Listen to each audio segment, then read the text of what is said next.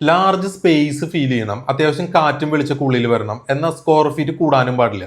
ഇങ്ങനെയുള്ള ഒരു വീട് നിർമ്മിക്കുന്ന സമയത്ത് നമ്മൾ മാക്സിമം ഇന്റേണൽ പാർട്ടീഷൻസ് അവോയ്ഡ് ചെയ്യാൻ ശ്രമിക്കുക.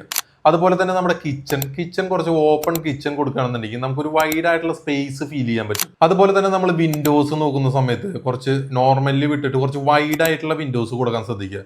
അത് നമുക്ക് കാറ്റും വെളിച്ചം വരാനും അത്യാവശ്യം ഒരു ലാർജ് സ്പേസ് ഫീൽ കൊണ്ടുവരാൻ സാധിക്കും. അതുപോലെ തന്നെ നമ്മൾ വിൻഡോസിന്റെ കർട്ടൻസ് നമ്മൾ വിൻഡോസിന്റെ അളവിനാണ് മുന്നേ കൊടുത്തിരുന്നത്. അത് നമ്മൾ മാക്സിമം സീലിംഗ് ഹൈറ്റ് നിന്ന് താഴേക്ക് കൊടുക്കുകയാണെന്നുണ്ടെങ്കിലും ഇതുപോലെ ഒരു വൈഡ് ഫീൽ കൊണ്ടുവരാൻ സാധിക്കും. പിന്നെ നമുക്ക് ചെയ്യാവുന്ന ഒരു കാര്യമാണ്, നമ്മൾ നോർമലി സീലിംഗിന്റെ ഹൈറ്റ് കൊടുക്കുന്നത് 10 ഫീറ്റ് ആണ്. നമ്മൾ ഫോൾ സീലിംഗ് ചെയ്യുന്ന സമയത്ത് 10 ഫീറ്റ് നിന്ന് ഏകദേശം ഒരു 9 ഇഞ്ചോളം നമ്മൾ ഫോൾ സീലിംഗിന് വേണ്ടി മാറ്റി വെക്കേണ്ടി വരും.